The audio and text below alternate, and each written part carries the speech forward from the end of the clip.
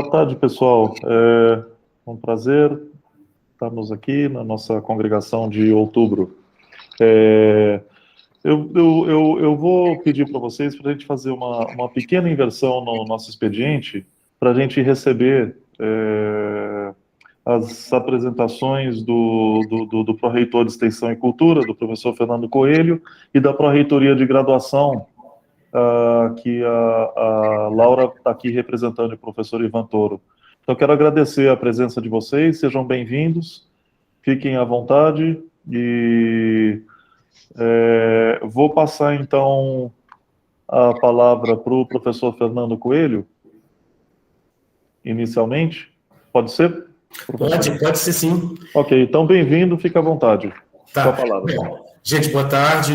Rufino, professor Paulo Rufino, gostaria de, antes de mais nada, agradecer, né? Em meu nome, eu aproveito a Laura, que também aqui, em nome da PRG, o espaço para a gente falar um pouquinho na congregação.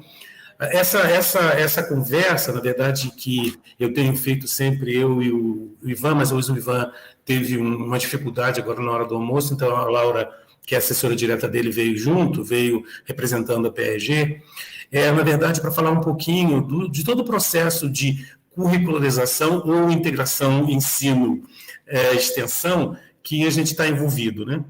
Essa é uma exigência de uma legislação federal que as universidades paulistas demoraram um pouquinho para começar a cumprir. Isso já é uma atuação que acontece já há algum tempo nas universidades federais, e tanto eu quanto o professor Ivan, e a Laura acho que está certamente junto nisso, todos nós vemos que esse é um momento muito feliz para a universidade, um momento de grande potencialidade, na medida em que essa integração entre a extensão e o ensino pode, na verdade, não só contribuir para melhorar as nossas grades, né, nossos currículos, as nossas disciplinas, como também fazer com que a gente dê uma formação para os nossos alunos que não seja só técnica, mas também uma formação cidadã, né? Esses alunos interagindo com a comunidade, e é também uma grande oportunidade que nós temos de se abrir para a comunidade ainda mais, né? Porque a gente faz esse trabalho, mas não é um trabalho institucional, ele é muito localizado nos interesses de cada docente. Isso não vai mudar, isso vai continuar assim, mas a gente institucionalizar esse trabalho de maneira que a universidade esteja na comunidade e a comunidade esteja na universidade. E essa interação, eu tenho certeza que vai fortalecer muito todos os aspectos, não só os aspectos de formação, mas também a participação em pesquisa e em outras atividades, porque eu tenho certeza absoluta que no momento em que as pessoas estiverem mais envolvidas com essa atividade, certamente assuntos e temas de pesquisa relevantes vão surgir dessa interação, né? A gente tem que entender que existem saberes que estão ao nosso redor, que nem sempre a gente incorpora diretamente, mas é o momento da gente conhecê-los, entender, incorporar e, eventualmente, estabelecer uma relação de compartilhamento de conhecimento, né?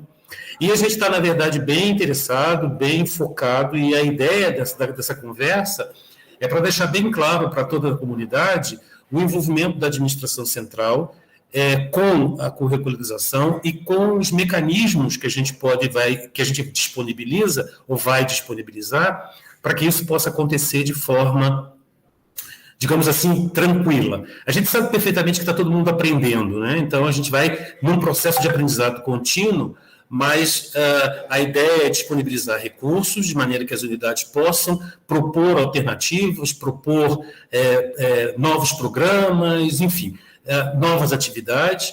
A gente também já está trabalhando com o pessoal da PRDU para que as atividades de extensão sejam reconhecidas nos relatórios os relatórios de atividade docente de pesquisa, de pesquisador, né, o RADAP agora, que é o novo nome, e dessa forma também todas as ações que os docentes fizerem nessa direção tenham um reconhecimento institucional que seja semelhante a ensino e pesquisa, né? Então, a extensão ser elevada e realmente fazer com que o tripé tenha todo mundo tratado do mesmo jeito, né? A gente também, isso aí depois, eu vou deixar, já te passa a palavra, Laura, só falar aqui, a gente já te passa a palavra. A gente, na verdade, numa conversa que a gente está fazendo, isso já está acertado, junto com o pessoal da PRG, a gente está, muito provavelmente, se tudo correr bem, agora no transcorrer do mês de novembro, a gente deve soltar um edital PRG PROEC, que é um edital que tem como objetivo fomentar, ou pelo menos começar a estimular as unidades para que elas proponham atividades de extensão. Quer dizer, a ideia do processo, do projeto, do edital, é realmente um edital para estimular atividades de integração, ensino e extensão. E vai ser um edital que a gente deve colocar mais ou menos R$200 mil, 100 mil da PROEC, 100 mil da PRG, e a gente vai usar esse edital como edital modelo para ver a aderência desse edital na comunidade, e dependendo desse resultado, a ideia é fazer com que ele tenha uma perenidade, de maneira que a gente possa constantemente financiar a atividade de extensão. Eu sei que o IMEC está fortemente envolvido nisso, porque o IMEC tem todas as atividades que acontecem nas Olimpíadas de Matemática, que é uma atividade, na verdade, riquíssima, né, e que mostra a que ponto a universidade pode se envolver nessas atividades e quão rica é a atividade, quão rico é o aprendizado envolvido nisso. Então, a gente, na verdade, está disponível, deixando a PROEC, e a Laura vai falar agora também da PRG, disponível para que as pessoas entrem em contato, conversem com a gente. A gente tem feito conversas com os coordenadores de extensão para poder fazer com que a gente esteja cada vez mais próximo da comunidade e possa, dessa forma, ajudar no que for necessário para que o processo seja exitoso. Laura, eu vou passar a palavra para você, que eu já falei muito. Obrigada, professor Fernando, é um prazer sempre vê-lo, é um prazer ver todo mundo, gente, é muito legal encontrar com vocês aqui, e continuando, né, na fala do professor Fernando, sobre o IMEC, ter várias atividades de extensão, que é legal que isso possa ser reconhecidas, não só tem atividade de extensão, como tem também disciplinas de extensão, né, que eu acho que o primeiro ponto ali da pauta a ser votado é justamente uma disciplina X. Então, eu queria falar um pouco desse lado, que é o que a gente andou explorando pela PRG, tá? Então, só para fazer um resumo para o IMEC, que acho que algumas pessoas aqui já conhecem, já sabem como foi o caminho, mas outros não. O que a gente fez via PRG? Durante o mês de julho, basicamente, a gente fez entrevistas, conversas com todas as coordenações de graduação, ou quase todas, tá? E a gente completou em agosto. Então, até primeira quinzena de agosto, a gente conversou com quase todas as coordenações de graduação, mais de 80% delas, para entender quais eram as dificuldades e quais eram as dúvidas nesse processo de inserção do 10% de atividades de extensão dentro da grade curricular, da proposta curricular dos cursos de graduação em geral, de todos. Tem cursos com realidades muito diferentes em termos de ingresso de alunos, de proposta do curso, etc. Então, era importante conhecer quais eram essas diferenças, esse perfil, o que era preciso, o que era necessário.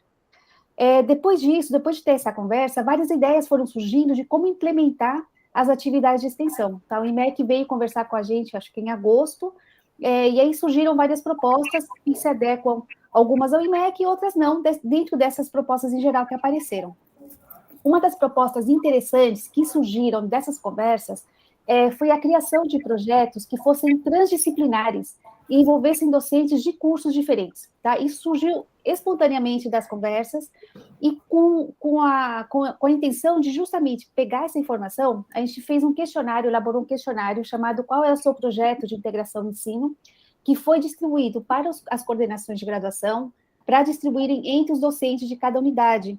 E a gente recebeu nesse questionário, até o fim de setembro, a gente recebeu umas 90 respostas, o que foi bem interessante da comunidade. Tá? Então, o que eram essas perguntas? Né? A pergunta era, você tem um projeto e quer trabalhar com algum curso específico? Ou você tem um projeto e quer trabalhar numa área, colaboração com uma área? Ou você não tem projeto, mas você quer colaborar em alguma área? Então, era mais ou menos esse leque. E dentro disso, a gente conseguiu, sei lá, acho que umas 60, quase 70 propostas mais ou menos bem elaboradas de colaboração. Então, algumas são projetos que já existem, outros são ideias de projetos. Esse resumo a gente vai distribuir para os coordenadores ainda hoje, se eu conseguir mandar o e-mail, ele está quase pronto, tá? Mas a ideia é que os coordenadores, eu peço ajuda aqui para as coordenações de graduação, divulguem entre os docentes, principalmente aqueles que você acha que pode se interessar, porque se a gente mandar isso pela lista da PRG, ninguém vai ler, vai cair no lixo, no spam. Então, tem que ser uma coisa, uma ação mais pontual, tá? Então, a gente vai devolver esse resumo que a gente fez das respostas do questionário para quem respondeu o questionário e para as coordenações de graduação. Eu peço ajuda para o professor Fernando também para as coordenações de extensão, porque a gente quer que isso chegue.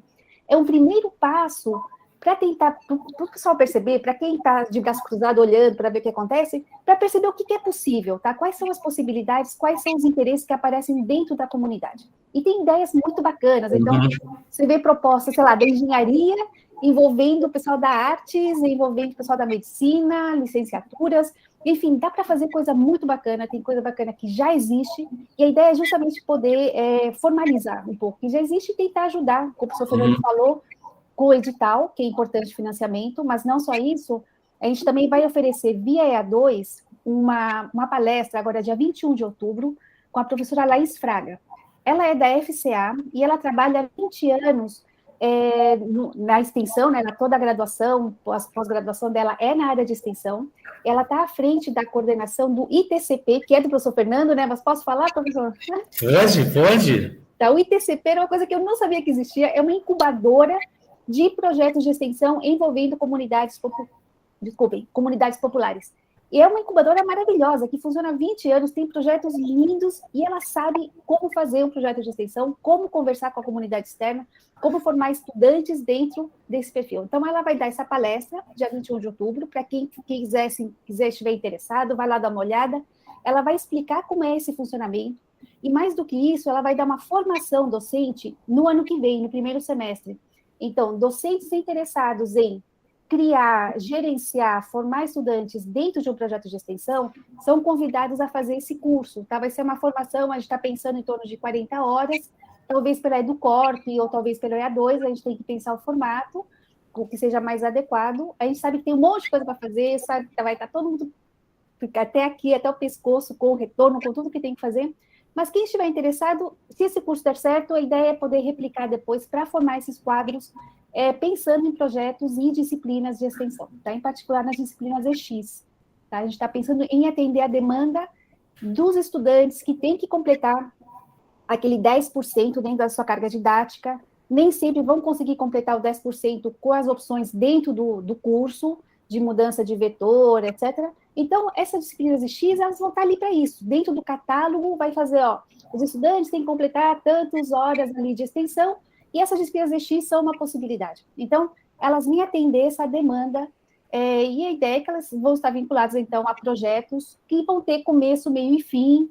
A disciplina X também tem essa flexibilidade de duração, então ela é bastante interessante, tá? Como uma estratégia para completar essas horas aí de extensão. Acho que a Tatiana... Muito bom. A gente já tem perguntas aqui. Não, muito obrigado pelo esboço, pelo entusiasmo que contamina a gente, tanto do professor Fernando como da Laura. Obrigado pelo... e acho que deve ter várias perguntas aqui. Tatiana, podia começar. Olá, boa tarde, professor Fernando, Laura. Ô, Laura, eu compartilhei o questionário que você enviou, só que eu mandei para a lista do DE-Prof. E aí, essa lista, você tem que mandar um e-mail de confirmação, alguma coisa assim. Aí, comentando com os professores, eu descobri que eles não haviam recebido esse e-mail. Então, quando eu compartilhei novamente, que aí eu copiei os e-mails mesmo, eu acho que o questionário já estava fechado, porque, por exemplo, a Nancy tentou submeter a resposta dela e ela falou, o questionário já está fechado. Então, e você comentou hoje na CCG que o questionário foi reaberto, né? Então, assim, tem propostas que provavelmente da estatística não foram registradas nessa primeira leva de respostas que vocês receberam, mas por causa dessa falha mesmo. Então, a gente fechou o questionário, fechou em setembro, né? Então, dia 1º de outubro de manhã eu já fechei para poder analisar, sabe? Para poder fazer o cruzamento das respostas que a gente tinha, porque se a gente deixar aberto, ia continuar chegando e não ia terminar o trabalho sem fim. Sim. Daí, na semana seguinte, acho que na terça ou na quarta também, a pedido de outros professores que não tinham recebido o link, a gente reabriu. Mas eu não sei nem como tratar esses outros projetos que vêm depois, talvez a gente só vai divulgar. Talvez a gente vai simplesmente fazer um resumo e divulgar esses outros ali. Na verdade, o delas ali é a ideia mesmo da criação de uma EX, que já é interdisciplinar, mas a disciplina tá estruturada já. Então, independentemente do questionário, tá? Esse questionário ele não é pré-requisito para participar do edital, nem para abrir disciplina X, nem nada. É para a gente realmente dar um start para ver quais são as conversas possíveis, né, que surgem espontaneamente. Tá? Então, é isso. Então, Quem não preencheu, mas quer preencher, preencha lá, porque a gente vai usar essa informação em algum momento. Não me comprometo a responder agora, nem poder divulgar agora, porque a gente realmente já passou para a etapa seguinte. Inclusive, a criação de EX para o próximo semestre já encerrou, né? Porque é o mesmo calendário do que as AMs, né? As AMs, exatamente. Então, seria agora para o segundo semestre de 22, não é isso? Quem quiser começar como teste, né? A gente está pensando, olha, quem já tem disciplinas EX já pode começar ano que vem, mesmo não entrando no catálogo 2023, né? Então, sim, quem quiser já começar a testar, e acho que o curso da Laís vai ser importante para isso também, tá? Porque ela vai ser esse curso, a formação docente, né, no primeiro semestre, e pode ajudar, inclusive, para o segundo semestre. Tá? Ótimo, obrigada. Benilton. Olá, gente. Boa tarde, Laura. Boa tarde. Tudo bem? Tudo bem. Eu queria, ainda a respeito da extensão, eu queria um esclarecimento que eu acho que é breve. As EX, eles têm uma componente obrigatória de disseminação, divulgação? Ela está pensada como atividade de extensão. Extensão, tá complementar. Ela não tem obrigatoriamente isso. Isso não impede que dentro do perfil, dentro do programa ou da proposta que você tenha feito, isso possa estar incluído. Mas ela é uma atividade, na verdade, voltada para atender a uma complementação de horas de extensão que os alunos vão precisar. Isso eu estou compreendendo. O que eu não estou compreendendo é como, por exemplo, tá? Eu trabalho puxando, como o Paulo diz, né? Puxando a brasa para minha sardinha. Eu trabalho ali naquela interface de modelagem com as coisas da medicina, né? Então a gente tem uma possibilidade, por exemplo, de fazer algo transdisciplinar ali com o pessoal da medicina, que a depender de pré-requisitos do que venha a ser EX, a gente pode ou não trabalhar nessa nuance de adicionar comunidade, né? E aí a minha pergunta é mais nessa linha. Essa adição da comunidade externa, eu entendo que na extensão é um pré-requisito. Eu estou correto nisso? Correto, absolutamente. Porque a gente, na verdade, vai entender a extensão, todas as atividades que vão, na verdade, envolver a comunidade externa. Isso. Então, a gente espera que nessas disciplinas AX tenha o envolvimento, por exemplo, de alunos que vão buscar atividades, uma parte, né, da disciplina, alunos que vão buscar atividades externas à universidade, complementação, interação com a comunidade, porque esse é o perfil que se espera de extensão. Perfeito, está ótimo. E lembrando que deve envolver estudantes de graduação, né, Benilton? Isso. Às vezes as pessoas vêm perguntando de projetos entre docentes. Tudo bem. Mas a pergunta envolve estudantes de graduação? Que quantidade, tá? Quanto mais conseguir envolver, melhor, porque também vai ser um ponto importante. Isso é extremamente importante. A gente tem, só para fazer uns comentários, a gente está trabalhando dentro dessa linha que a Laura acabou de dizer, como a Laura falou, o ETCP é uma atividade que existe na PROEC há 20 anos. Ela foi começada, eu acho que o professor Barsic era o pró-reitor, ou antes dele. E ela já tem muito tempo, é meio escondida. Então, quando eu cheguei, que eu comecei a ver o que estava acontecendo na PROEC, eu achei esse negócio tão interessante, ele tem para mim aquilo que eu entendo como extensão na característica geral mesmo, porque ele vai na comunidade, ele aprende, ela tem teses, tem uma série de coisas que saíram das interações com a comunidade. Então, a gente está transformando isso num programa, e a ideia do programa é abrir vagas, ainda mais, porque já tem vagas, mas abrir mais vagas, para que alunos de várias unidades possam participar desse programa. E, junto com isso, a gente também está trabalhando em programas de colmeia, que são atividades para complementação de atividade de vestibular, né? Pré-vestibular para aluno. Está trabalhando no programa Terra, que é alguma coisa relacionada à economia solidária. Então, está abrindo uma porção de alternativas, todos eles atrelados à PROEC, para abrir as chances e oportunidades para oferecer diversidade para os alunos das várias áreas. Isso tudo é atividade complementar, mas, de qualquer forma, vai poder certamente ajudar e enriquecer as alternativas que os alunos teriam, né? Tá ótimo, obrigado. Eu queria, assim, como representante ali do Departamento de Estatística, se houvesse um minutinho de escuta, eu queria trazer algumas preocupações que os meus docentes levantaram, com respeito, provavelmente Laura vai saber um pouco mais, mas com respeito às questões de retorno, e eu acho que também toca as coisas de extensão, visto que existe agora essa possibilidade da gente estar mais próximo da comunidade, vamos colocar assim, de maneira obrigatória por atividade de graduação, né? Algumas questões que chegaram para mim, em particular, se referem a se já há existência de protocolos de segurança que possam ser antecipados nesse retorno presencial planejado para o primeiro semestre. Inclui também questões de como vão funcionar os acessos às salas, se a gente vai ter condições de obedecer distanciamento durante as aulas nessas salas. A gente atende aqui no IMEC bastantes cursos ali por meio do CB e PB, a estatística em particular, há semestres que tem cerca de 10 turmas com uma média de 100 a 120 alunos por turma, só de estatística para engenharia, né? A gente tem aí uma média de 2.500 matrículas semestrais, e aí a gente começa a ficar preocupado em termos de adaptação desse espaço de CB, de prédio básico, com respeito a esse distanciamento.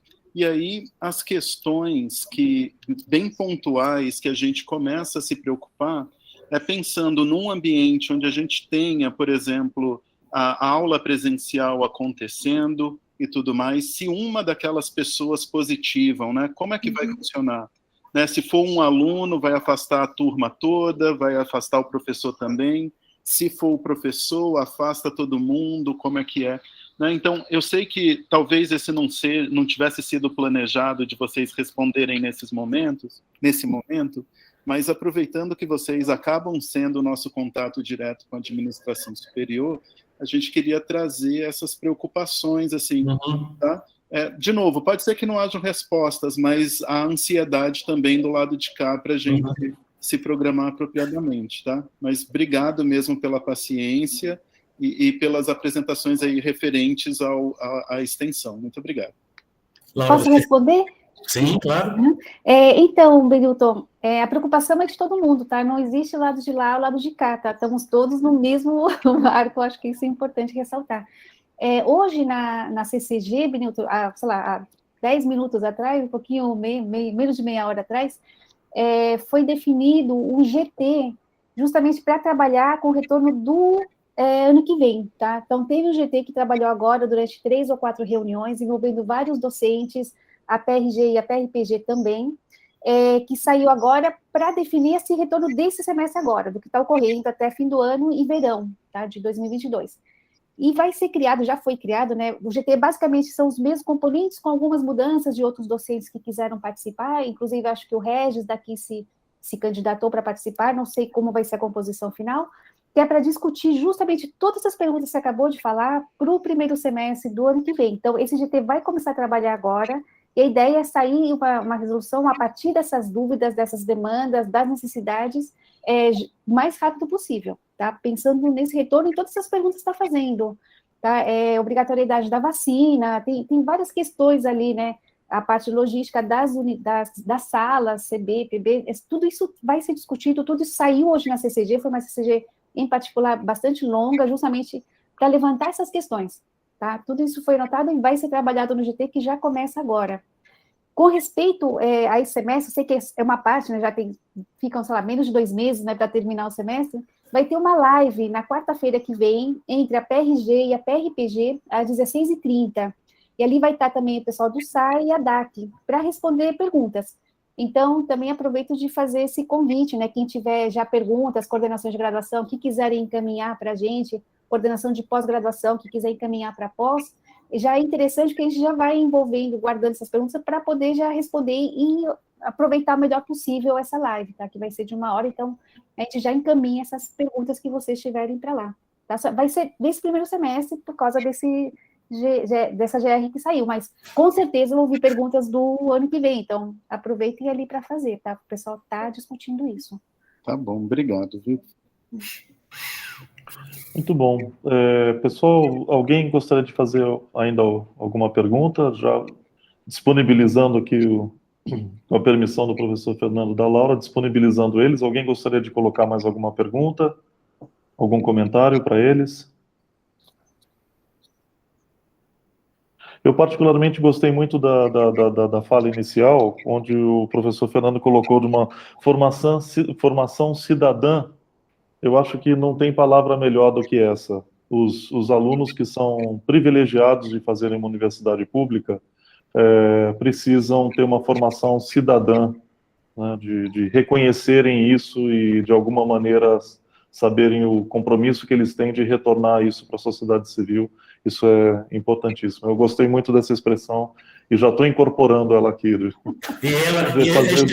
E a extensão, Paulo, pode nos ajudar a aumentar ainda mais isso. Exato, E fazer entre aspas, do limão uma limonada, quer dizer, o limão é o prazo que está sendo dado, quer dizer, a necessidade de que fosse uma formação cidadã sempre existiu, né? O prazo agora é curto, é difícil para todo mundo, etc., mas, claro, não vai, os primeiros anos não saem perfeito, etc., mas eu acho que a ideia fundamental é muito interessante e a gente vai aprendendo junto, né? Alguém, acho que o professor Fernando disse, a gente vai aprendendo, fazendo junto, e conta com a gente, o que a gente puder tá ajudando vocês, então conta assim, tanto para o PROEC como para a PRG, Laura. Ok? Bom, nem preciso dizer isso, estou só dizendo de público aqui na congregação, tá ok? Eu agradeço e vocês estejam certos que fiquem à vontade para procurar a gente.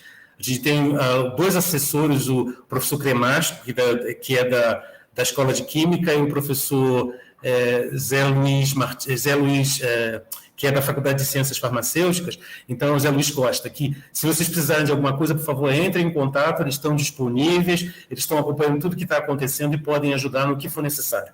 Tá bom? Eu agradeço muito a disponibilidade. A gente que agradece a presença de vocês e essa discussão. Isso a gente vai amadurecendo, vamos crescendo com o tempo. Vamos conversar mais. Vamos conversar mais. Isso é só o começo. Isso exatamente.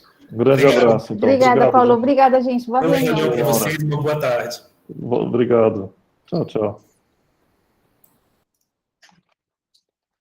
Muito bom, pessoal. Continuando. Vamos voltar, então, à nossa... Nós não recebemos justificativas de ausência, e eu aviso mais uma vez, como sempre, o registro de presença a gente faz pelo relatório do Google, então não precisa estar assinando, nem estar preenchendo nenhum formulário, como sempre. E as votações também, a Luciana Gouveia coloca no chat para a gente, e a gente faz as votações por ali. Antes de eu passar para os informes, alguns informes rapidinhos, vamos fazer a aprovação da ata da terceira reunião extraordinária, que foi em julho. A gente não recebeu nenhuma correção prévia. Alguém tem algum comentário? Alguém propõe alguma correção nessa ata? Quero colocar em discussão, e se não tiverem, se ninguém tiver nenhuma colocação, a gente vai para a aprovação dessa ata.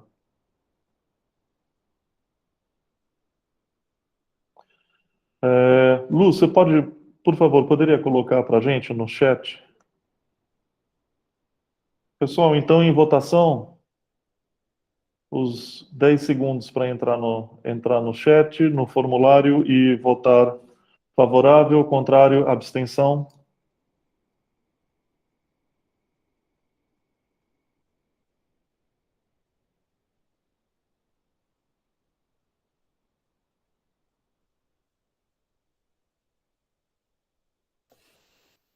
Eu daqui não tenho acesso ao dessa vez não compartilhei, né, Paulo? Desculpe. Não precisa, mas é só quando você tiver os números, você tem acesso daí, né? Tenho, sim. Nós estamos com 20 participantes que votam, tá? E por enquanto a gente teve 18 respostas. Então, tem 2 que... Agora é 19, falta 1.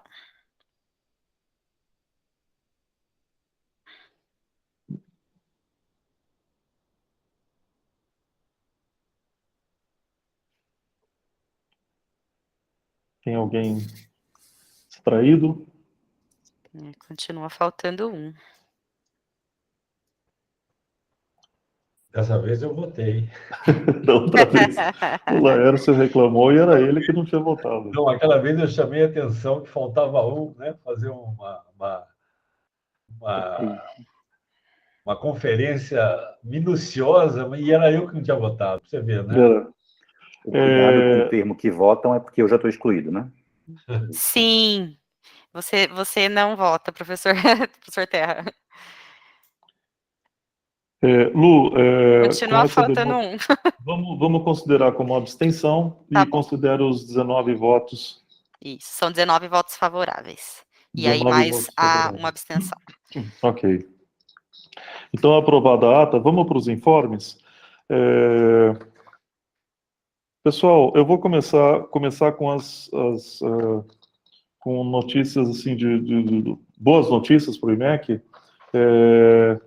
principalmente que o coordenador desse centro é um professor do IMEC, é o Paulo Silva. Eu acho que é um orgulho para a gente, e eu quero repassar aqui para vocês que no dia 27 de setembro foi inaugurado o Cluster Computacional Ada Lovelace, no Centro Nacional de Processamento de Alto Desempenho de São Paulo, o Senapad, que é um orgulho para a gente ter o Paulo Silva como coordenador. Então, só estou repassando aqui para vocês essa boa notícia. A segunda boa notícia é que o professor Jairo, ele foi outorgado ontem com o título de pesquisador emérito do CNPq. O link para isso foi fornecido tanto pelo CNPq como a Academia Brasileira de Ciências e pela Marinha do Brasil. Era um evento coletivo. Isso foi ontem à tarde e eu acredito que os mesmos links, para quem tiver interesse, assistir a outorga do título, está disponível. Um terceiro aviso dado as circunstâncias, as coisas que aconteceram, as tragédias dramáticas que a gente teve com os alunos de graduação, a gente apressou a decolagem do nosso espaço de acolhimento do IMEC. Vocês devem ter recebido os informes pelas nossas mensagens, e então já está funcionando, e por enquanto remoto, né? A gente já tem sala física, mas por enquanto o atendimento é feito remoto pelo endereço de e-mail, o EA-IMEC, Espaço de Acolhimento IMEC. Está na página do IMEC também e já está em operação. Muito bom. O que mais que tem de aviso? A gente tem aqui notícias do Consul. No último Consul, na semana passada, o Consul revogou a outorga do título de professor, de doutor honoris causa ao coronel Jarbas Passarinho, que foi conferido em 1973 para ele. Tá? Foi disponibilizado a ata, as razões por que ele foi condecorado, foi outorgado esse título. E, bom, não é a primeira vez que vai para o Consul, essa é a segunda vez, a primeira vez foi em 2014, e dessa vez foi aprovado por unanimidade a revogação desse título. Também no Consul foi feita uma moção para a CAPES de repúdio à interrupção das avaliações dos programas de pós-graduação. Eu acho essas também duas boas notícias. Quer dizer, não precisaria ter a moção de repúdio, mas já que teve paralisação, eu acho uma boa notícia que a Unicamp se manifestou publicamente fazendo essa moção de repúdio à paralisação da avaliação. Muito bom. Indo na direção do que o Benilton já deu o spoiler da angústia que a gente está com o retorno das aulas presenciais no ano que vem. No CI, a gente conversou bastante a respeito disso. O Samuel, nosso coordenador de ensino, ele está encaminhando, está encabeçando um planejamento e solicitações para a PRG que incluem 6 professores substitutos, pelo menos 6 professores substitutos para as disciplinas básicas, para a gente diluir os alunos que a gente tem nas salas. Em salas de 140 alunos vai ser bastante angustiante ter um retorno nessa dimensão. Não é só isso, também ele está pedindo a possibilidade de, eventualmente, ter algumas poucas turmas ainda remoto, diluir salas com salas entre 100 e 140 alunos, é uma coisa bastante difícil, diluir isso, para que tenha um mínimo de espaço entre um estudante e outro, né? O Benilton comentou bem no começo, como a estatística que tem salas de 120. Dividir por 3 ou por 4, ainda assim pode ser insuficiente para caberem esses alunos. Então, uma das propostas é pensar ainda em ter algumas poucas turmas à distância ou algum modelo híbrido. Enfim, todas essas questões estão sendo ainda amadurecidas, estão sendo discutidas, e nós fizemos uma conversa diretamente com o Ivan Toro, o pró-reitor de graduação, e estamos vendo o que é possível ser feito. Quer dizer, ter essa comunicação das nossas preocupações e angústias com a administração central. Talvez o último aviso, sim, é o último informe, antes de eu falar do nosso retorno. O coordenador de graduação do DM, o Regis, ele mandou, em nome da comissão de graduação do Departamento de Matemática, mandou uma carta para a congregação, que é uma carta curta, de 4 ou 5 linhas, que eu gostaria de ler aqui para vocês. Essencialmente está pedindo que a congregação elabore um código que se discuta, eu vou ler aqui precisamente, se discuta um código de conduta normativo relativo à atuação docente no ensino de graduação e pós-graduação. Tá? Vou ler a carta, isso está disponibilizado nos documentos da congregação, mas eu leio a carta, datada de Campinas, 20 de setembro de 2021. A Comissão de Graduação da Matemática, reunida dia 20 de setembro de 2021, tendo em vista relatos recentes de conhecimento de nossa comunidade, decidiu solicitar à congregação do IMEC que elabore um código de conduta normativo relativo à atuação docente no ensino de graduação e pós-graduação. Atenciosamente, assina o Regis Varão, em nome da Comissão de Graduação da Matemática. Eu acho particularmente uma boa ideia a gente conversar a respeito disso, e como sugestão que a gente teve no CI, foi montar uma subcomissão do CI para trazer uma proposta para ser conversada na congregação. E foi proposto que os chefes de departamento participassem disso. Naturalmente, os coordenadores, coordenador de graduação é candidato natural, coordenador de pós-graduação e um representante dos alunos. O mais importante disso tudo é que eles escutem toda a comunidade, escutem todos os gestores que tem hoje no IMEC e escutem todos os coletivos que tem hoje também no IMEC e fora do IMEC, que tenha relações diretas ou indiretamente com o IMEC, né? Então, essa é a nossa sugestão para que eles comecem a fazer um planejamento e uma proposta de resposta dessa congregação para essa solicitação. Então, eu termino aqui os informes, e eu acho que o professor Jaime Vaz tem uma pergunta exatamente relativa a isso. Jaime, por favor. Oi, olá, Paulo. Bom, boa tarde a todos. Boa tarde, Paulo. Sobre esse assunto, peraí, deixa eu baixar a mãozinha aqui, né? Senão eu fico... Opa, pronto. Sobre esse assunto, bom, eu não quero entrar no mérito do problema em si, tá?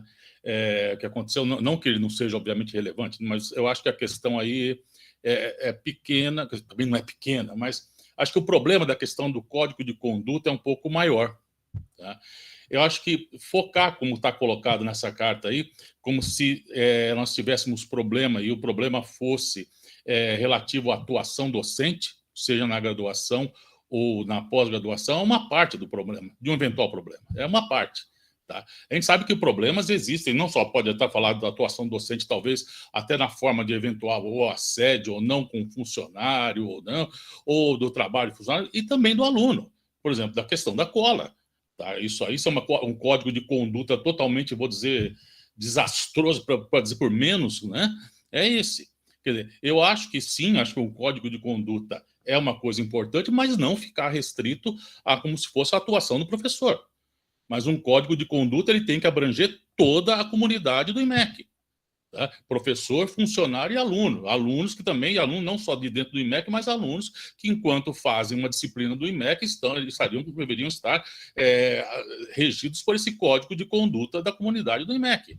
Tá? Então, eu acho que tem que ser isso, porque focar no professor é uma parte pequena de um problema. E eu acho falar que o problema aqui do IMEC, da Unicamp, é o professor. Me desculpem, mas isso eu não posso concordar.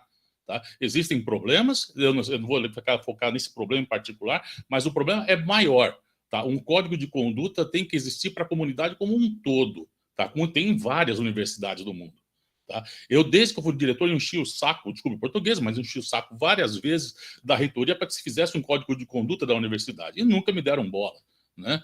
Tá? Quer dizer, tinha o professor Mohamed, sempre respondia, falava da importância da coisa, mas ficou parado e nunca foi adiante. Eu acho que o IMEC pode ser muito importante para o IMEC tomar a iniciativa e fazer isso.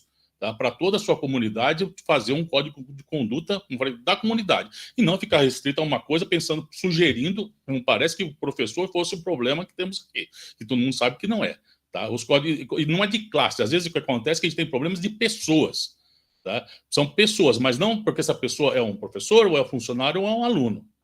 Tá? Então, quer dizer, vou colocar a coisa como se fosse uma classe também, desculpe, me parece meio inadequado. Tá? Mas, enfim, eu queria falar que eu sugeria que apoiar isso, mas que ele seja um código de conduta da comunidade como um todo. Tá? Bom, é isso, Paulo. Obrigado pela palavra. Ô, Jaime, obrigado você. Eu acho que você colocou muito bem. Existia uma proposta de código de conduta para toda a universidade, para toda a comunidade da universidade toda, funcionários. Eu entendo e concordo com o que você disse, da abrangência. Existia esse código, inclusive foi divulgado para todo mundo, isso em janeiro ou fevereiro, enfim, até a última gestão foi divulgado versões preliminares. Essas coisas dependem muito da cultura da comunidade, como a comunidade vai reagir. Tem que ouvir muito a comunidade até chegar num consenso, etc. Né? O que aconteceu foi que a atual gestão bloqueou e falou, não vamos fazer, não vamos tocar adiante sem primeiro uma reforma profunda desse código de condutas. Isso foi fala do nosso reitor. E, por enquanto, o código de conduta da universidade, que, como o Jaime falou, todas as outras universidades que a gente vai, ou quase todas, ou as que mais recebem pesquisadores estrangeiros, uma das primeiras coisas que você recebe é um código de como as pessoas se comportam naquela cidade, ou naquele país, ou se é um país majoritariamente monogâmico, poligâmico, etc., que deixa claro, olha, aqui nós nos comportamos desse jeito, e com frases curtas, um texto relativamente curto, mas deixando princípios básicos que... Isso todo mundo, imagino que a maioria de vocês já devem ter visto, e é muito interessante. Isso é para todo mundo, realmente, não é só para professor, para aluno também. E, bom, eu acho uma pena que isso, em nível de reitoria, isso tá andando em câmera lenta ou parado, se eu posso dizer, talvez parado, até onde eu tenho visto, né? É uma pena, mas isso não, como o Jaime falou, isso não quer dizer que o IMEC precisa ficar parado. A gente pode conseguir fazer uma coisa, inclusive usar essa carta do Regis para fazer uma coisa até melhor do que a comissão de graduação do DM está propondo. Fazer um código de conduta já para a comunidade toda, para todos os nossos congressos, congressos internacionais, já faz uma tradução para o inglês, olha, isso aqui nossos princípios são esses, fica ali nas notas as notas do Congresso, quer dizer, em relação à vinda de estrangeiros, você põe ali uma nota dizendo, olha, isso aqui a cultura vigente do país é essa, né? E, enfim, eu acho que foi bem colocado, bem lembrado, Jair. Obrigado. Pedro levantou a mão também. Pedro, por favor. Pedro e Laércio. Primeiro, Pedro. Não. Laércio está primeiro, tá? Laércio primeiro. Eu realmente dou toda a razão ao Jaime, né? Que isso aí não se reduz a uma classe, sei lá, de fato, houve acontecimentos aí, e eu principalmente não sei, de fato, o que aconteceu, não sei se isso foi na pandemia, fora da pandemia, mas não importa, né? Eu acho que a gente está vivendo um momento onde as condições emocionais, psicológicas de cada indivíduo está totalmente alterada, está fora do seu controle. Mas não acho que isso seja um problema de classe, né? Acho que... E também, Paulo, eu vou deixar uma observação. Eu acho que também não é um problema dessa gestão da reitoria. Eles entraram aí faz 5, 6 meses, e acho que tem muita coisa boa que ficou, e não que isso não seja uma coisa boa, né? Mas eu acredito que dentro desse escopo, o que a gente poderia fazer é até aproveitar a antiga que tinha, né? E fazer uma adaptação, né, ao nosso instituto, né? Até que a reitoria tome uma providência geral para a universidade. Nós sabemos que professores e funcionários também são regidos pelo Estatuto do Servidor Público, né? Tem coisas que podem ser apuradas também nesse âmbito.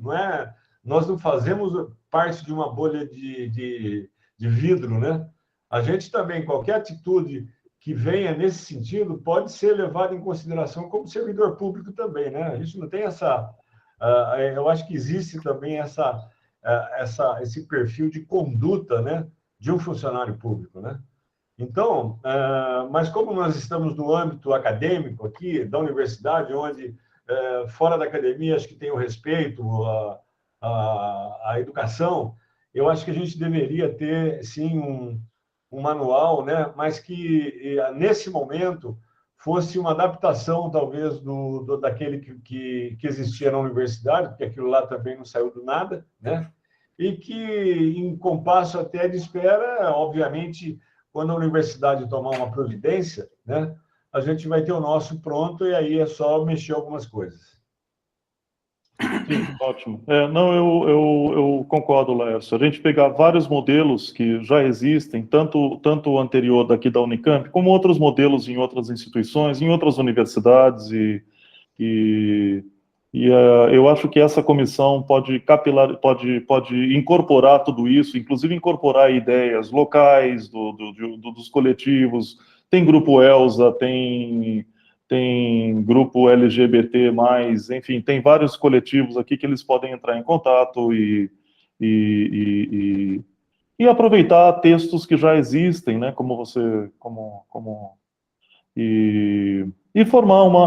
fazer uma versão nossa. Relativamente curta, eu acho, porque essas coisas não é para entrar em detalhes, o que é, o que não é. São princípios, né? São princípios que são colocados ali, e é isso. Acho importante ter essa capilaridade para ouvir toda a comunidade e fazer um texto interessante e propor aqui para a congregação um texto desse tipo. Isso pode levar tempo até a gente amadurecer, tal. Isso a gente vai construindo aos poucos, né? Mas envolve uma mudança de mentalidade, de cultura, que para melhor, né? Como o Jaime falou, ele propôs décadas atrás e a coisa leva tempo até agora cair a ficha. Isso é uma coisa importante, já deveria ter sido feito, sim, mas leva tempo. Vamos plantando sementes aqui, para sementinhas, e devagar vai brotando isso, né? Obrigado, Laércio. Paulo, só mais uma palavra. Inclusive, acho que poderia fazer parte desse código até a nossa Câmara de Conciliação, né? Porque casos afins, né, que talvez transgridam esse esse código de conduta, acho que poderia ser, ter até no texto que seria levado à Câmara de Conciliação, né? Para que haja uma maior investigação, um esclarecimento do que aconteceu. Porque não, com certeza. É uma pessoa a ser ouvida. Tem muita coisa que fica de boca em boca, fica em rede social, fica nesse negócio todo, onde não são fóruns, né? Para que sejam discutidas determinadas coisas. Isso é muito perigoso, né? Porque você ouve um negócio, amanhã já não tem mais, então vira fake news, né? Exato. Então, não, isso é improdutivo, perigoso e com as leis atuais é quase crime, Laércio, né? Exatamente. O Pedro levantou a mão também? Sim. Bom, não, eu queria dizer que, bom, o episódio é muito grave, certo? O episódio se trata do suicídio de um aluno, certo? Se trata da tentativa de suicídio de uma aluna também. Então, o que está motivando a Carta do Regis, eu acho perfeitamente válido, tá? Tudo bem, o Regis está falando dos professores, tá? Porque é o âmbito que compete para ele, tá? Y, en la verdad, en principio, nós que somos profesores deberíamos refletir sobre isso, tá? Claro que deveria ter um contexto maior. Concordo nesse sentido com o que o Jaime está falando, certo? Não é um código de ética. Falado assim, não é uma questão só dos professores, certo?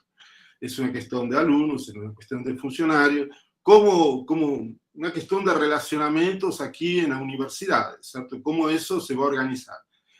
Também é certo que eu acho que isso está completamente fora de nossa alçada. Jaime mesmo fala que esse foi um assunto, e você, Paulo, também está falando, não, de que esse é um assunto que está sendo debatido em outro lugar, certo? No Consul.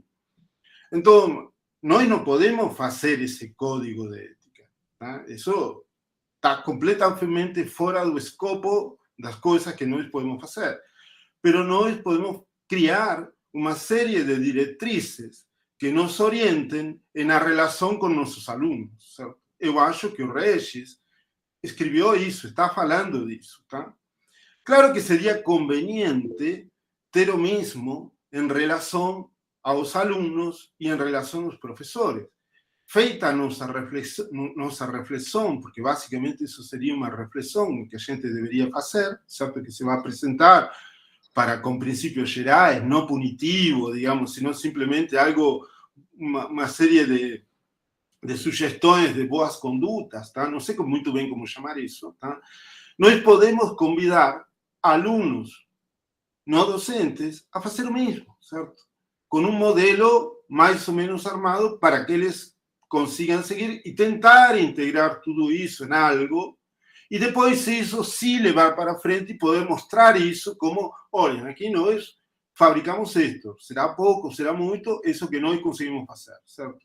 Porque na verdade tem um vácuo enorme aí na universidade. Concordo também com o que falou Laércio, tá? Que ele está falando que tem o código do funcionário público. Claro que nós, em algum ponto, se a coisa vai para frente, a gente vai ter que olhar as minúcias da coisa, compatibilidades legais e outra série de coisas. Mas, por el momento, não. Digamos, no momento é muito mais trivial o que se está fazendo. Se trata de dar uma resposta a um problema muito grave que aconteceu no nosso âmbito.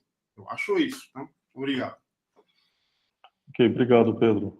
Ricardo? Meu comentário é mais ou menos na linha do que o Pedro falou. Eu acho que talvez trazer um pouco da discussão que teve no CI sobre esse assunto para cá.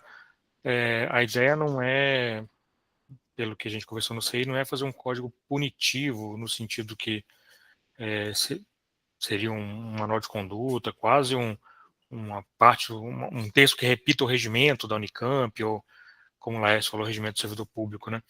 É mais no sentido de fazer, talvez, um guia, principalmente, talvez, a docentes mais novos, né? Mas que pode ser útil a todos, sobre algumas questões que assim, por questões culturais, hoje em dia não são mais aceitáveis, né? Se um dia já foram, hoje em dia não são mais aceitáveis. Vou citar o exemplo, que é um exemplo claro aí não é exatamente uma denúncia, né, mas um relato que um professor simplesmente chegou e rasgou a prova do aluno na frente da sala porque a prova dela estava errada. Aí você pergunta, poxa, mas precisa estar escrito isso num manual de conduta, em algum lugar? Olha, talvez se tivesse escrito, a pessoa não tivesse feito. Claro que a gente não vai conseguir, não é um documento no sentido, olha, vamos escrever aqui tudo que não pode fazer. Porque assim que você faz isso, o primeiro passo é a gente descobrir uma coisa que não está lá e que também é tão bizarra quanto esse tipo de coisa, né? Mas é um texto meio que informativo e nesse sentido, né, de comportamentos que não são adequados terem sala de aula. Eu concordo com o Jaime, eu acho que esse documento, apesar de não ter sido essa solicitação do Regis, né, não é isso que ele está advogando, esse documento poderia sim se tornar um código de ter alguns itens, né, sobre a questão do que universidades chamam de código de honra, né, do comportamento do estudante, né, muitas universidades do exterior têm isso. Acho que pode ser talvez uma coisa mais ampla, mas em todo caso, a ideia era um documento super curto, era uma coisa que tivesse 2 páginas, assim, linhas muito gerais, não é punitivo, mas é mais instrutivo, né? É para ser uma coisa simples. E eu concordo com o Jaime que a gente deveria ter na universidade inteira algum documento nesse sentido aí. Eu só acho que o cara que rasga a prova de um aluno, para ser professor, você tem que ter um atestado de sanidade mental, né? Antes de mais nada. Porque mas ele já é professor, né? Então, Ricardo, assim... mas isso aí é um outlier. Nem todo mundo tem esse comportamento. Quer dizer, não precisa dizer num manual desse, não, você não pode rasgar a prova do aluno. Isso aqui é um absurdo isso. E não é um comportamento de todos os professores de MEC. Né? Então, por causa de um, a gente vai dizer, não pode rasgar a prova. Poxa vida, né? Então, eu acho que isso aí tem coisas que estão compreendidas dentro do caráter, né, de uma pessoa. A gente não precisa escrever isso. Agora, se o cara não cumpre isso, ele não tem condições de ser professor, né? O Laércio, lá em Minas Gerais, a gente tem um ditado que é assim, se tem placa, tem história, né? Tem umas placas que às vezes a gente vê meio óbvio assim, e elas só estão colocadas lá porque alguém já burlou aquela coisa. Olha, eu concordo com você assim embaixo, mas quando a gente fica pensando assim, não, a pessoa que fizer isso tem que fazer o quê? Ela é uma sindicância? Olha, desculpa, a gente não faz isso. Eu já fui coordenador de graduação, é muito difícil o coordenador de graduação tomar qualquer decisão no sentido de, às vezes, passar mensagens óbvias para as pessoas que, olha, acho que o que você fez não foi adequado, né? O próprio Jaime, aí, que levantou o assunto, o Jaime foi diretor, o Jaime, eu acompanho o Paulo aqui na direção, vejo como que é difícil a gente fazer sindicância, essas coisas não vão para frente. E sindicância é um instrumento muito complicado. Agora que a gente tem um espaço de acolhimento e mediação, eu acho que um manual muito simples de conduta, junto com, caso aconteça algum abuso, uma reunião lá no EAIMEC, essas coisas resolvem, porque às vezes a pessoa está fazendo alguma coisa que é inadequada, mas às vezes é só porque ela não parou para pensar direito mesmo. Acho que não é, às vezes não é nem caráter ruim, é nada disso. Às vezes é um toque, você escuta, não faz isso de novo não, isso incomoda porque tal coisa. Muitos casos resolve assim, tem outros não, né? Tem outros que não tem jeito. Mas... Bom, o Jaime levantou a mão. Você tá sem microfone, Jaime. Obrigado, Paulo. Desculpa.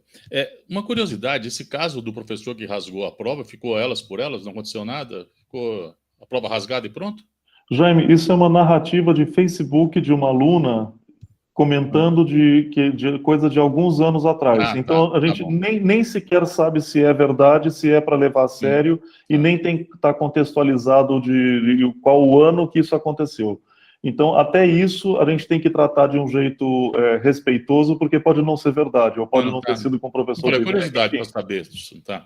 E é melhor não saber, é melhor colocar num código de sugestão, dizendo, olha, vamos todos nos tratar com empatia, professores e alunos, professores, simplesmente disso, olha, tratamento com as pessoas aqui supostamente vão se tratar com empatia, e isso resolveria, é uma das frases que que resolveria esse tipo de coisa, né?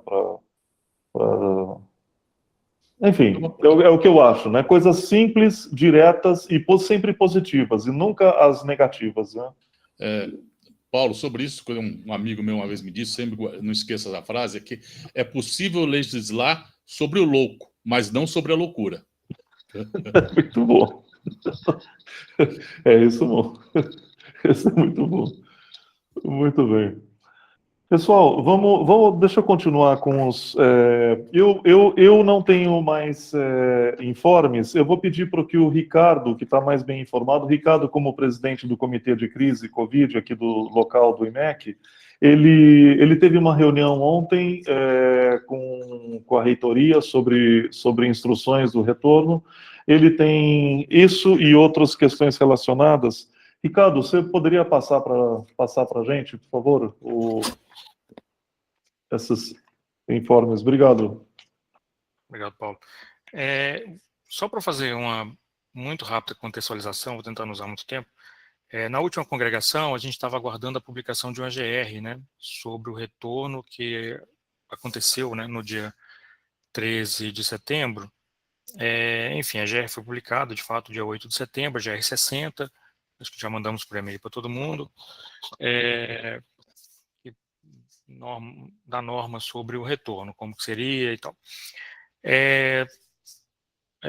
Nessa semana, ainda no dia 4, foi publicada a GR 63. A GR 63 ela fala sobre... Porque a GR 60 é uma GR para funcionários, incluindo docentes, né? Funcionários docentes, não docentes, sobre o retorno ao trabalho presencial, sobre exames de PCR e tudo mais.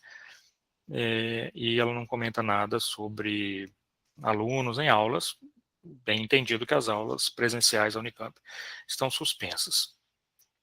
Sobre a GR60, o que a gente está fazendo é marcar exames de PCR para quem já completou o ciclo de vacina, né?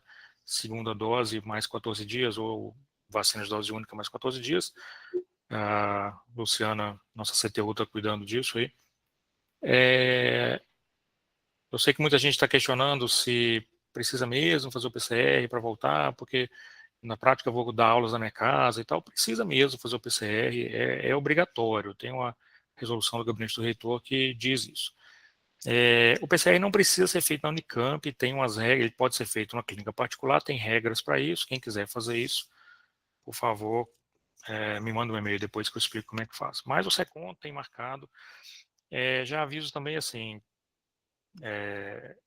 a gente tem mandado a lista para o SECOM quando a gente, usando a data da segunda dose que está na DGRH. Essa data pode não ser uma data confirmada, né? Tem muita gente que tem data futura, né? Tomei a primeira em tal dia, vou tomar a segunda em tal dia. A gente está mandando com uma antecedência grande para o SECOM, porque, entre outras coisas, porque o acesso ao restaurante só é liberado 20 dias depois que a gente manda o nome da pessoa. Não é 20 dias depois do retorno, é 20 dias depois que a gente manda. Então a gente está procurando mandar bem antes, porque assim, o campus está praticamente sem cantina, né? A cantina da biologia voltou a funcionar, mas para usar o restaurante universitário precisa desse cadastro prévio. Então, por isso que tem gente recebendo o e-mail, recebendo a informação de que a lista vai para o SECOM bem antes, né? Não é que precisa voltar antes, mas é porque a gente está fazendo essa marcação com alguma antecedência. O SECOM tem marcado os exames com 3 dias antes da data estimada do retorno. O sistema da DGRH, às vezes, ele erra a contagem. Então, tem gente que recebe o retorno um pouco antes. As coisas estão funcionando assim, está indo, né? Está acontecendo e a gente está arrumando as coisas em tempo que acontece. Então, já peço desculpa antecipada aí para quem foi notificado para voltar antes do que deveria, para quem teve o PCR marcado no horário da aula, todos esses casos, é só devolver o e-mail que a gente marca de novo. O SECOM está bastante ágil nessas remarcações, nesses adiamentos, mas ele não nos dá a opção de mandar o horário que a pessoa quer fazer o PCR. A gente até pode falar, olha, a pessoa prefere fazer à tarde ou de manhã, a gente não está fazendo isso, está mandando a lista. Quando eles devolvem, se precisar fazer algum ajuste, a gente faz. Bom, a boa notícia é que nenhuma das pessoas que foi ao SECOM fazer o PCR do IMEC teve resultado positivo. Então, todo mundo pôde voltar ao trabalho voltar ao trabalho presencial, desculpa, sem nenhuma intercorrência. As aulas ainda estão suspensas, as aulas presenciais ainda estão suspensas, isso foi uma decisão da congregação do IMEC. Daí foi publicado, essa semana, a GR63, que fala sobre o retorno dos alunos e possibilidade até de retomada de aulas agora no segundo semestre. Olha, essa possibilidade é para unidades que realmente precisam de fazer esse retorno. Exemplo, biologia, né? Tem muita aula de laboratório, aula prática, que talvez a aula presencial, de fato, seja bastante necessária para os alunos. Tem outras unidades que têm alunos formandos que nunca fizeram aulas práticas. Então, eu sei até que algumas unidades retornarão com algumas disciplinas no formato presencial. Não vai ser o caso do IMEC, né? Porque a congregação já decidiu que a gente vai ficar remoto. O IMEC também está cadastrando alunos, nossos alunos, para retornar ao presencial, né? Retornar a utilizar as dependências do Instituto. Utilizar as dependências do Instituto é basicamente utilizar anexo 1 e anexo 2 para os alunos de pós-graduação. Os nossos laboratórios de informática ainda estão fechados. Tá? A informática está até fazendo uma conferência nos laboratórios, parece que tem muitos micros que estão com problema, né? Ficaram um ano e meio aí desligados, tem que dar uma manutenção geral nisso aí. Em algum momento a gente vai ter que reabrir esses laboratórios com alguma lotação pouquinho, mas não estão abertos ainda. Em todo caso, a gente estava tendo muita demanda de alunos solicitando o cadastro para poder usar o restaurante universitário. O RU ainda está funcionando por marmitas, né? Não está funcionando o almoço no local, e nós cadastramos todo mundo que solicitou.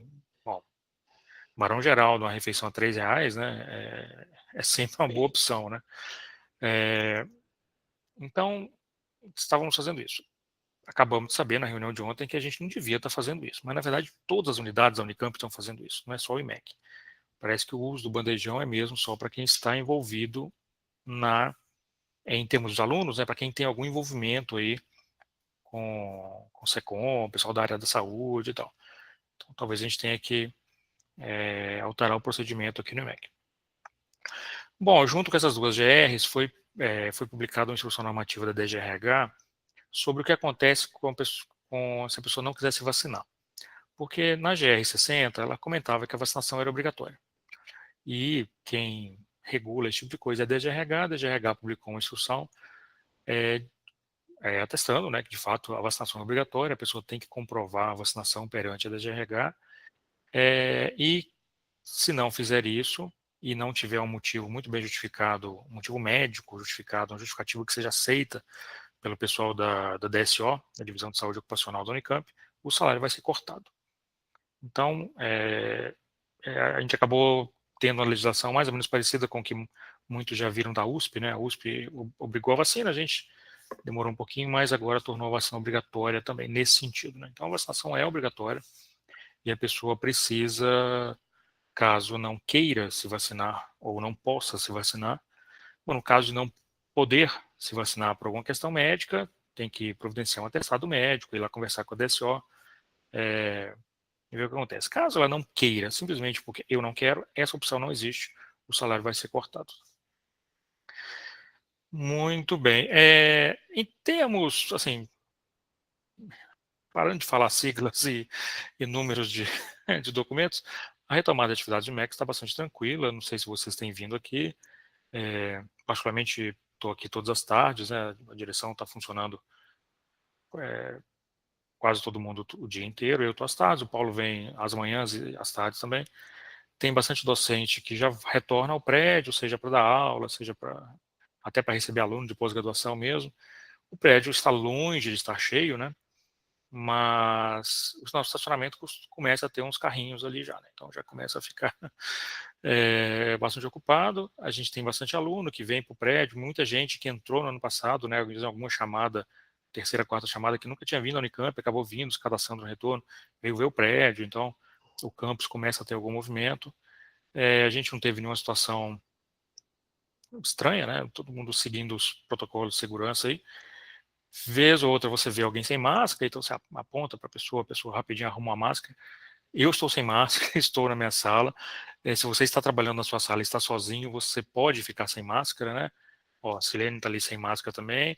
Luciana é mais CDF. A Luciana está com máscara lá. Então, não tirou a dela, não. Mas é isso. No mais, essas questões que foram faladas no começo da reunião sobre retorno de aulas para o primeiro semestre, como é que vai funcionar. Nas reuniões da CAD, da CEP, dessa semana, foi falado bastante coisa sobre isso. Quem quiser assistir a reunião, acho que vale a pena. A reitoria, de fato, está trabalhando, e tem pessoas pensando sobre como fazer. Não sei se em março a gente vai conseguir colocar 120 pessoas numa sala, principalmente naquelas salas de 140, né? Talvez tenha que ter alguma estratégia híbrida, alguma coisa.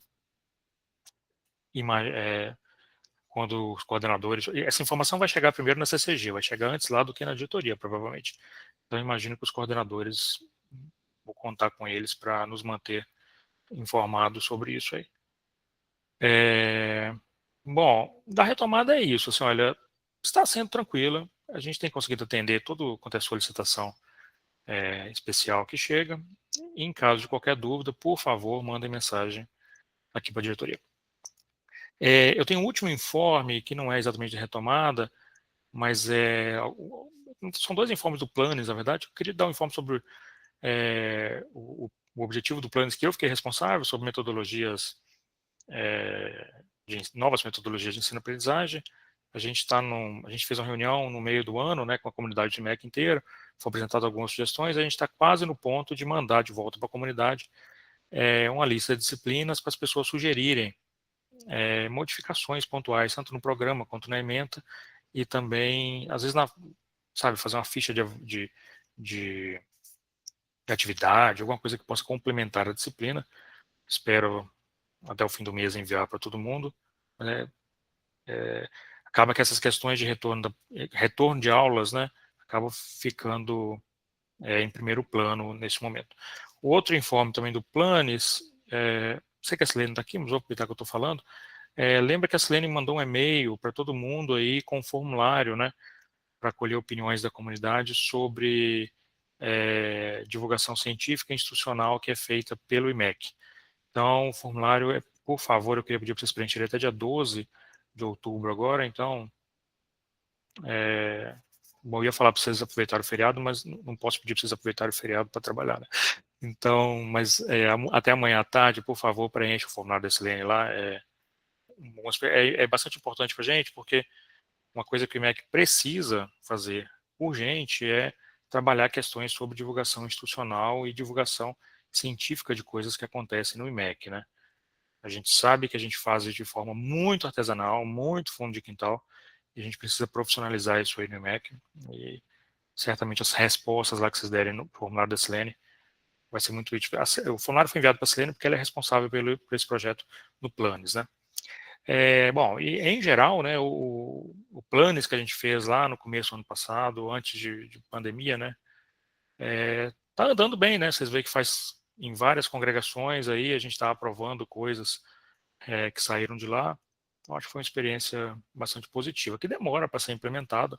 São muitas coisas, tem que arrumar as coisas dentro da legislação vigente, mas acho que está andando num bom ritmo aí. Isso aí, Paulo. Obrigado, só isso.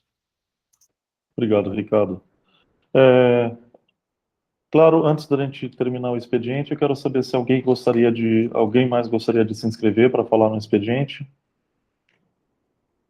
Se não, passamos para a ordem do dia. Não, eu só queria reforçar a questão do... Samuel? Não, só a questão de reforçar das preocupações e planejamentos que estamos tendo sobre o retorno de 2021 ou 2022. Então, tem muitas coisas sendo colocadas. A gente conta com a colaboração de todos, em termos, especialmente da graduação, do ensino de graduação. Nós vamos tentar diminuir o máximo possível a ansiedade e a tensão para que a gente tenha um retorno bastante tranquilo, bastante saudável, bastante agradável em 2022. Estamos todos com saudades, mas dentro dos maior segurança possível e da maior aproveitamento do histórico que nós tivemos até então com o ensino remoto. Ótimo, obrigado, Samuel. Eu quero aproveitar e te agradecer mais uma vez. Você que levantou essa questão para a gente conversar com o pró-reitor a respeito desse planejamento com antecedência, né? A gente espera que a pandemia esteja muito melhor do que está agora, em março do ano que vem, mas essa sua preocupação de olha, e se não tiver? Né? Se não tiver, ninguém vai poder dizer que ninguém pensou nisso. Sim, você pensou e a gente quer agradecer muito a sua iniciativa e as propostas que você levantou e o que a gente vem conversando lá na PRG. Então fica aqui registrado o nosso agradecimento. Muito bem, pessoal, vamos passar então para a ordem do dia.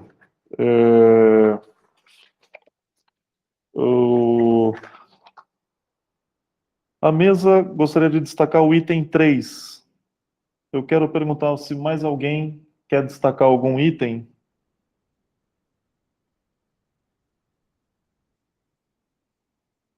Alguma manifestação? Bom, não tendo outro item de destaque, vamos fazer a votação para os itens não destacados. Então, eu vou pedir para a Luciana... Já coloquei, Paulo. Já colocou. Então, pessoal, por favor, no chat, a votação de todos os itens de 1 a 9 dos itens da ordem do dia, com exceção do item 3. Para aprovação, reprovação ou abstenção. Por favor.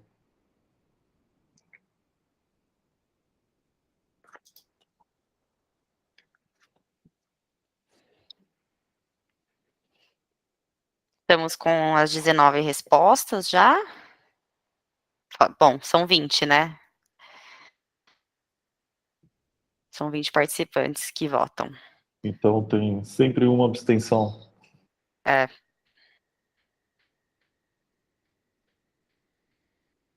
E como estão os números? Até o momento, então, são... agora já completou. 20 respostas favoráveis. Tá. Unanimidade, então, aprovada os itens da ordem do dia, com exceção do item 3. O item 3 é a criação da assessoria e comitê ad hoc de pesquisa, com o objetivo de criar, estruturar e implementar uma coordenação de pesquisa no IMEC. A gente pediu destaque porque esse item estava no expediente de talvez três congregações atrás, ficou um pouco distante.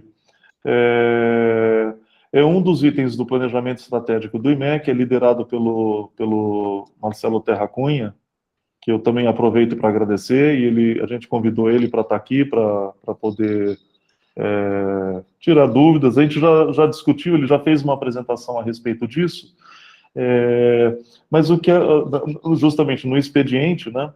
Mas entre o expediente e vir para a ordem do dia, o que a gente descobriu é que fazer a criação da maneira como estava no planejamento estratégico envolvia uma mudança de regimento de todo o IMEC.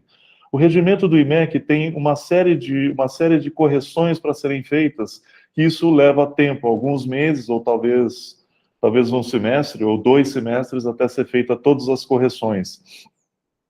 Mudança de regimento passa pela PG, pela Procuradoria-Geral. Quer dizer, esse é um processo lento e demorado. Então, a gente não consegue fazer de uma maneira tão rápida como a gente imaginava.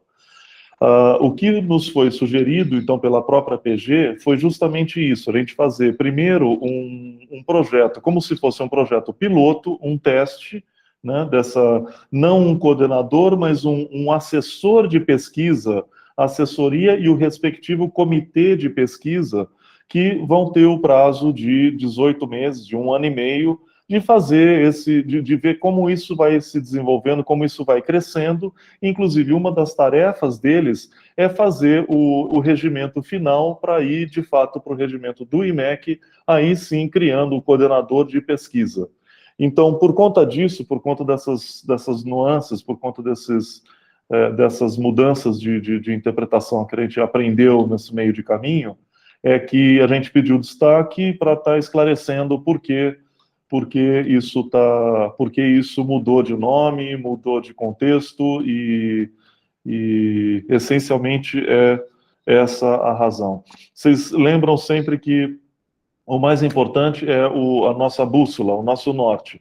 A gente está caminhando em direção a ter num futuro relativamente distante, porque isso depende de funcionários, tá, de ter uma secretaria de pesquisa robusta, que tenha a dimensão da pesquisa que o IMEC tenha.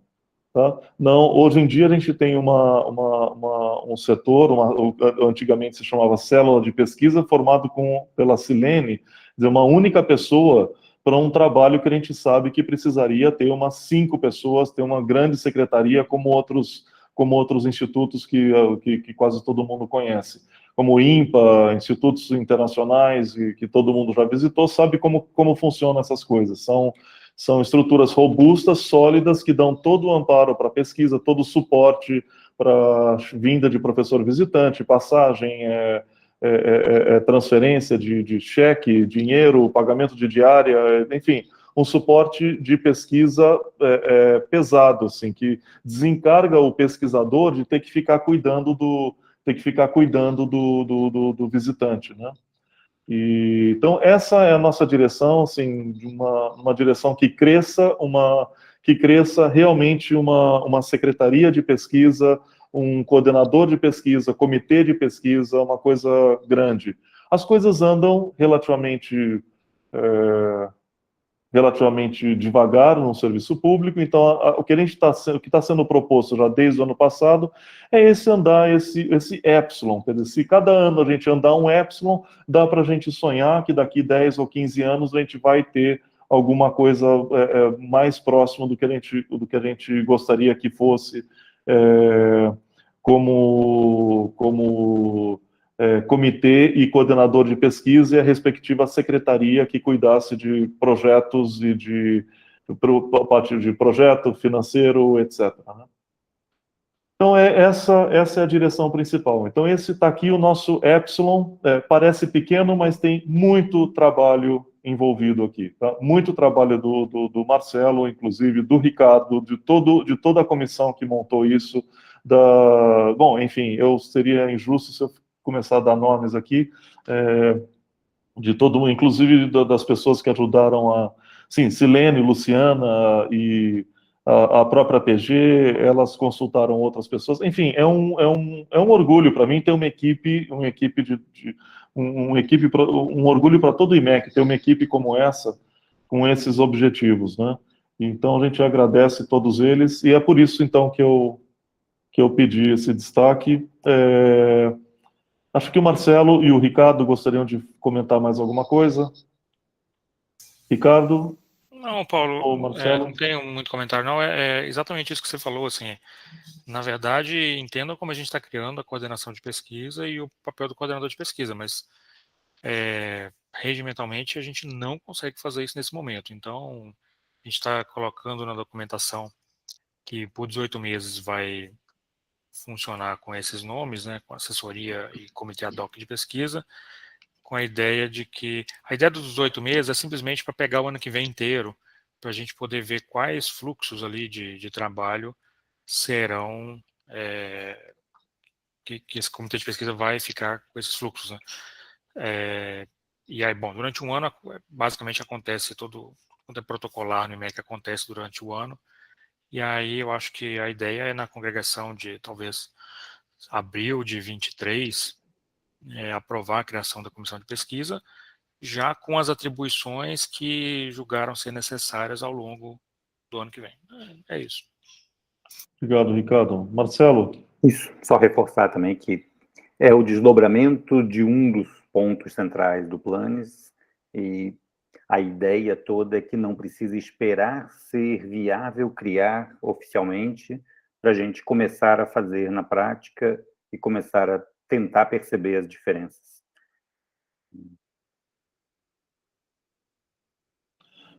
Muito bom. Alguém mais gostaria de perguntar, fazer algum comentário?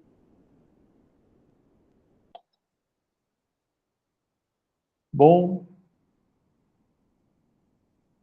se não é o caso, vou pedir para a Luciana, então, colocar no chat para a gente fazer a votação desse item. Obrigado, Lu. Então, em votação, o item 3 destacado.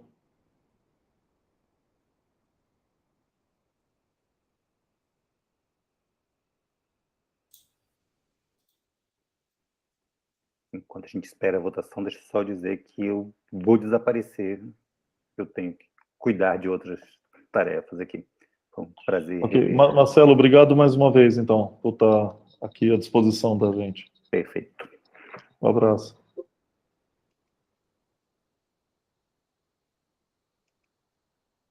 Estamos com 17 respostas até o momento. 18. 19.